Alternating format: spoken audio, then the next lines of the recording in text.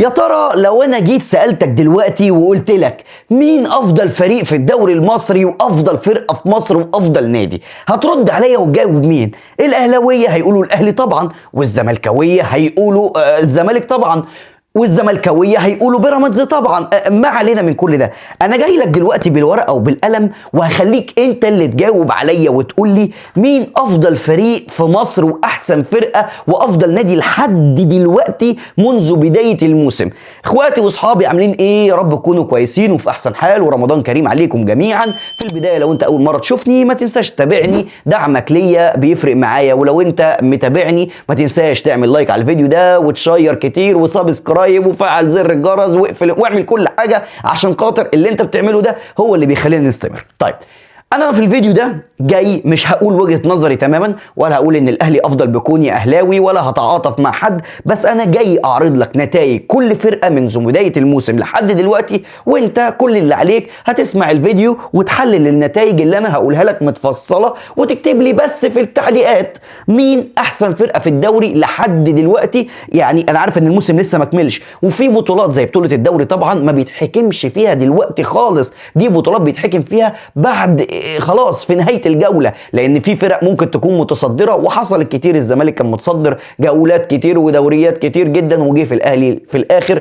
انا اسف الاهلي خد البطوله. طيب تعال نبتدي بنتائج النادي الاهلي اللي هي فيها مفاجاه بالنسبه لي ومفاجاه بالنسبه لكل جمهور النادي الاهلي. النادي الاهلي مركز ثالث الدوري. النادي الاهلي في المركز الثالث في بطوله الدوري المصري برصيد 40 نقطه. النادي الاهلي لعب 19 ماتش، قدر يحقق 11 فوز 7 تعادلات وهزيمه ثقيله على ايد بيراميدز، واللي النادي الاهلي شكله كده بيراميدز ده عمل له عقده يعني من الاخر، بس العقده دي ما بتستمرش كتير والنادي الاهلي بيرجع ويحط على التخين.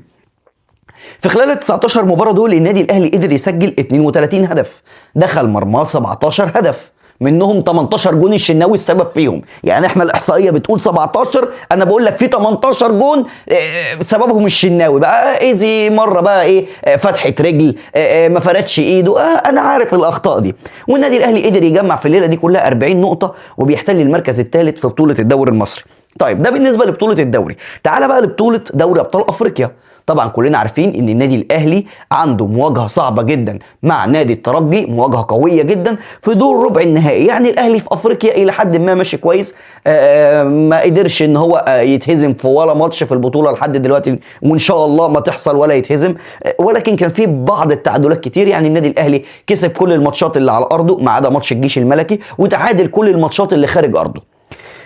بطوله كاس مصر، يعني احنا بنحلل كده البطولات واحده واحده. يعني انت الدوري الاهلي فيه مركز ثالث، دوري ابطال افريقيا النادي الاهلي ماشي فيه وعنده ربع النهائي. بطوله كاس مصر النادي الاهلي ودعها على ايد شركه المصريه للاتصالات. مش عارف هم كانوا قاصدين بقى يقطعوا الشبكه ولا ايه، بس النادي الاهلي خرج من دور ال 32 تقريبا، من دور ال 32 مفاجاه ما كانش حد يتوقعها. زائد كمان النادي الاهلي يعتبر خرج من بطوله كاس عاصمه مصر، كاس الرابطه، بطوله ممكن تكون ملهاش لازمه، بس احب اقول لك ان البطوله دي بتطلع مواهب وبتطلع لعيبه انت بتكتشفها لان انت بتلعب فيها باللعيبه البدلاء.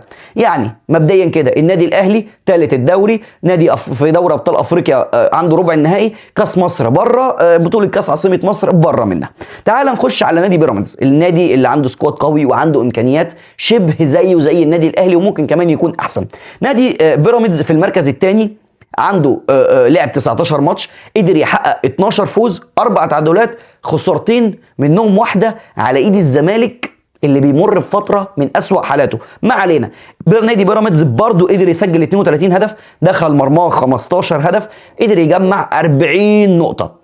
في دوري ابطال افريقيا ده بالنسبه للدوري، في دوري ابطال افريقيا نادي بيراميدز برضه بيقدم في البطوله دي بقى معلش اداء افضل من الاهلي. نادي بيراميدز بيكسب على ارضه، بيكسب بره ارضه 2-0 و3-0، واي نعم الفرق اللي بيقابلها مش قويه قوي، بس للامانه النتائج دي نتائج مميزه بصراحه.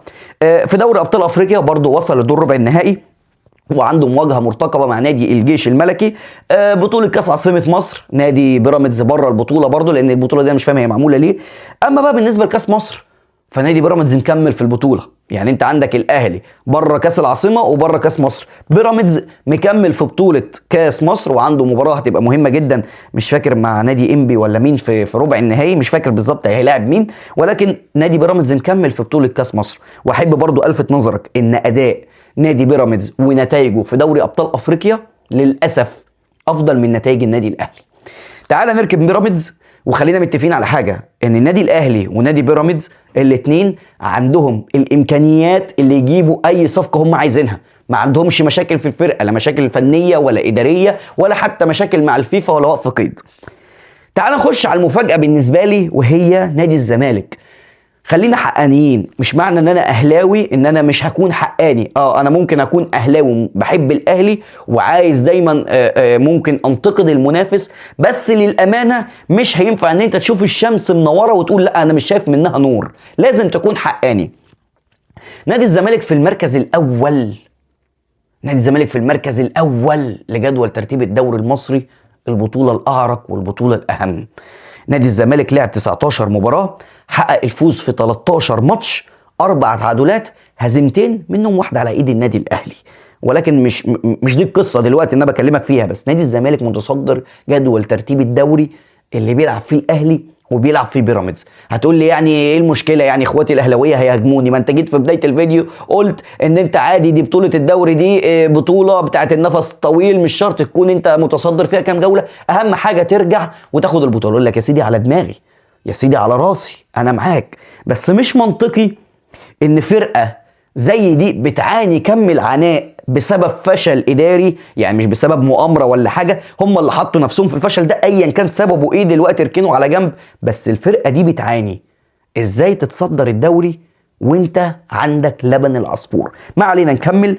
نادي الزمالك لعب 19 ماتش، 13 فوز، 4 تعادلات، هزيمتين منهم واحده على ايد النادي الاهلي، قدر يسجل 32 هدف، دخل مرماه 12 هدف، وده عدد قليل جدا. يعني نادي الزمالك عامل كلين شيت في الدوري ممكن يكون اقل من النادي الاهلي واقل من نادي بيراميدز. نادي الزمالك معاه 43 نقطه. نادي الزمالك في بطوله الكونفدراليه برضه مكمل في دور الثمانيه، صعد الله، مش فاكر هيلاعب مين، هيلاعب فرقه كده انا اول مره اسمع عنها. ما علينا من مستوى بطوله الكونفدراليه. نادي الزمالك خارج بطوله كاس عاصمه مصر، نادي الزمالك خارج بطوله كاس مصر على ايد سيراميكا كليوباترا. يعني انت كده بتتكلم ان النادي الاهلي ثالث دوري، النادي الاهلي دوري ابطال افريقيا ربع النهائي، النادي الاهلي خارج عاصمه مصر وخارج كاس مصر. نادي بيراميدز تاني الدوري، نادي بيراميدز ربع نهائي دوري ابطال افريقيا، نادي بيراميدز مكمل في كاس مصر، الاهلي والزمالك لا، ونادي بيراميدز خارج عاصمه مصر. نادي الزمالك اول الدوري، نادي الزمالك اول الدوري وحط تحتها 100 خط. نادي الزمالك في بطوله الكونفدراليه ربع النهائي، نادي الزمالك خارج عاصمه كاس مصر، خارج كاس مصر الاثنين، بس نادي الزمالك متصدر جدول ترتيب الدوري المصري. هو الغريب في الموضوع لما يجي واحد يبص من بره، وانا اولهم، انا قلت اللي هيتعادل مع الاهلي في الدوري السنه دي حرفيا يعمل فرح. انت بقى جبت سكواد وعملت فرقه الى حد ما هي فرقه كويسه، فرقه مليون، اللعيبه اللي عندك دي فرق الدوري المصري كلها تحسدك عليها.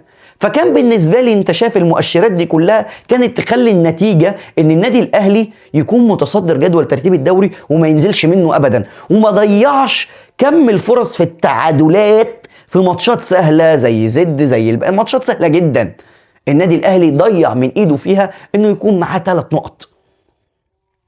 نادي بيراميدز النادي اللي هو شارخ لوحده كده، ما تسمعش عنه مشكله بتحصل ولا تسمع عنه اي حاجه، ماشي بشكل كويس في الدوري وماشي بشكل افضل في دوري ابطال افريقيا، محقق نتائج شبه النادي الاهلي ما عملهاش. اركن لي كل دول على جنب، الفرقتين دول الاهلي وبيراميدز، رغم ان انا اهلاوي بس بقول لك الفرقتين دول عندهم امكانيات يعملوا اي حاجه، عندهم امكانيات الصبح يجيبوا اي لعيب هم عايزينه، ما عندهمش مشكله، خزينه النادي بتاعتهم مليانه فلوس، بيحط عينه على صفقه يقدر يجيبها. الا بقى لو النادي بيماطل زي النادي الاهلي لما ضاع منه صفقه حامد حمدان، ضاع منه صفقه الفخوري، لعيب جامد جدا، ولازم نعترف ان في فشل، لازم نعترف ان في فشل، الفشل ده بيودي الى سوء النتائج. لعيبه زي دي لو عندك في الفرقه كانت ممكن تفيدك وما كنتش ممكن تتعادل في ماتشات كتير، بس الناس بتشوف لما البني ادم الاهلاوي بيهاجم الاهلي يبقى هو ما بيحبش الاهلي، مش هو بيقول كلمه حق. بدايه العلاج من المرض ان انت تقول ان انا مريض وتعترف ان انت مريض. لكن اركن لي كل ده وتعالى نادي الزمالك. نادي الزمالك عامل حاله في الدوري لازم نعترف بيها. اعترف بيها. اي نعم ممكن يتصدر له جوله 2 3 4 5 والاهلي ياخد الدوري في الاخر زي ما انا وانت عارفين ومتاكدين، والزملكاويه نفسهم عارفين ده كور برضه. بس هم بيحتفلوا حقهم. بتشوف نادي الزمالك جمهوره بيكون معاه وراه في كل مدرج وفي كل استاد، تحس ان كل ماتش هو نهائي دوري ابطال بالنسبه لهم. الجمهور موجود واعلام وسنانير، عكس جمهور النادي الاهلي للامانه. انا شفت ماتش الاهلي والمقاولين عدد قليل جدا من الجمهور اللي كان موجود. تعال شوف ماتش الزمالك والاتحاد كانه نهائي دوري ابطال، كانه ماتش ديربي. وفي الاخر لعيبه الزمالك على قد امكانياتها، نصهم لعيبه ناشئين ولعيبه انا اول مره اسمع اساميها، وممكن تكون صفقات مش زي ولا حجم الصفقات اللي عملها النادي الاهلي ولا بنفس الارقام، ولكن قدروا يحققوا الفوز وماشيين تقريبا في الانتصار السابع او الثامن، ثامن انتصار على التوالي. الاهلي ما عملهاش، بيراميدز ما عملهاش. خلينا منطقيين وخلينا حقانيين. مش حبك للنادي ده، نعم انت بتغير على شعار النادي وبتحب النادي ومش شايف ان في نادي افضل من النادي الاهلي لحد ما ربنا يفتكرني. النادي الاهلي افضل نادي في الكون، بس حاليا النادي الاهلي بيمر بفتره تكاد تكون ما قبل الكارثه. يعني انت في اوائل الكارثه، فلازم تلحق نفسك. انا عرضت لك كل النتائج. اخواتي مستني منكم ان انتوا تكتبوا لي في التعليقات مين افضل فريق في الدوري المصري بناء على النتائج اللي انا عرضتها لك، مش بناء على حبك ولا بناء على انتمائك، بناء على الورقه والقلم والعقل والمنطق. اكتب لي في التعليقات واوعدك ان انا هبص اشوف التعليقات، والفيديو اللي جاي هاجي اقول لك ان انا شفت اكبر عدد التعليقات للفريق المعين ايا كان بقى اللي انتوا هتختاروه. اتمنى الحلقه تكون خفيفه ظريفه، ولو انت وصلت لحد دلوقتي ما تنساش تخبطنا اللايك الجميل وتابعنا لو انت مش متابعنا، وتشير الفيديو ده لكل الناس. سلام عليكم.